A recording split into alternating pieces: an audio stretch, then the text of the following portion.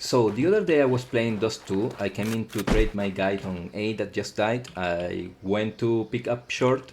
I aim at the enemy and I couldn't kill him because my teammate nameplate just got in the way, right? So I came in with a fix for that.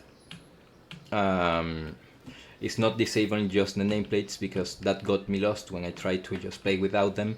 I would start shooting my teammates because they jump scare me through corners, right? So I came in with a fix, which is practically when you shoot, the nameplates disappear. When you start moving again and you start doing actions, they are gonna appear. So in this video, there are gonna be two kind of settings. One is dedicated to every viewer that watches this video, and the other for my Patreon subscribers.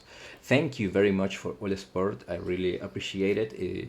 Your support is what's making me be able to do more videos, so thank you very much. And this is for you. Well, for all of you, right? The basics is what I'm gonna have on this video description.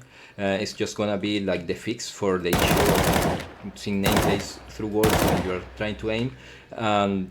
But for my Patreon, you're gonna have like movement aliases that change depending you are going forwards or backwards or horizontal, A or D, shooting aliases that change depending when you are clicking the mouse 1, or scoping aliases for mouse 2, or crouching aliases when you're crouched. You're gonna go to overhead mode 0 and you are not gonna see them through walls, right? Jumping aliases, so there are two kinds of jumps I make. One is with my mouse wheel, which is gonna just go to overhead mode 1, and the other is with a spacebar that's gonna go to overhead mode 2.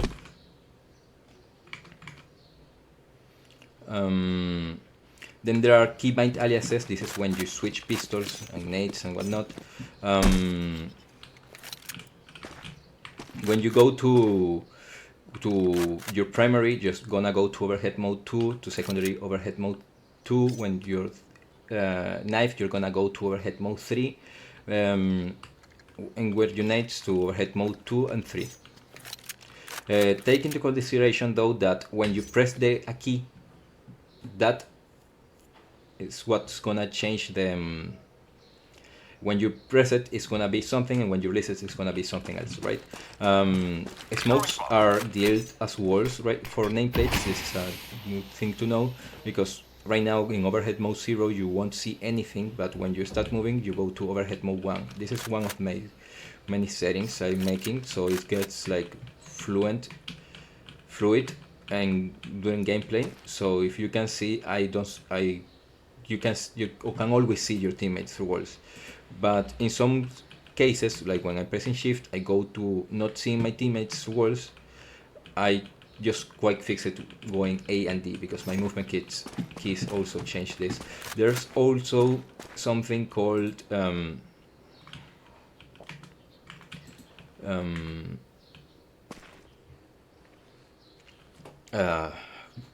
crosshair distance for fading. When you are like, your crosshair is close to a teammate, is the nameplate is gonna disappear gradually. But when I made it so when going back and forwards, this is not gonna happen, right? Because yeah, this is a way just to get information across the map. There's many more, right? So the other thing is, one of the other console commands are the colors. I made a toggle, so when you're like on your teammate and you're shooting, you're not gonna see like the colors, but when you release it, you're actually gonna be seeing the teammate by colors again.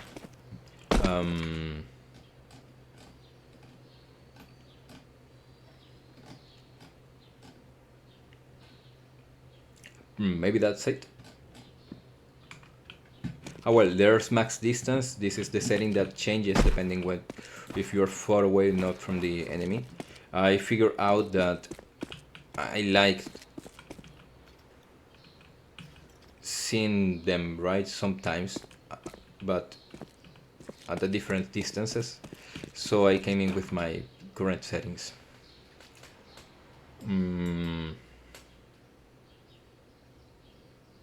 Yes, all these settings won't have like my crosshair or my or my view model changes, so no worries about it.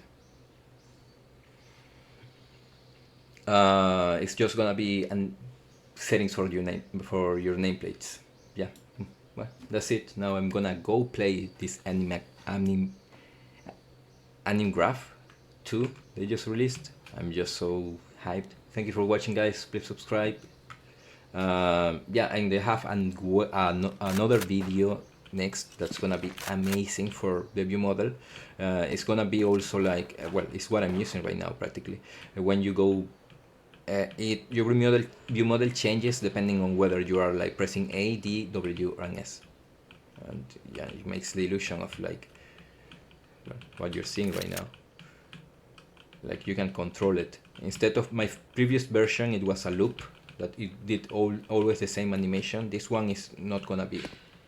It's gonna be always different depending on your actions. So that's funny. That's fun. Thank you for watching, guys. Please subscribe. Goodbye. I can speak much better. Let me try that again. So the other day,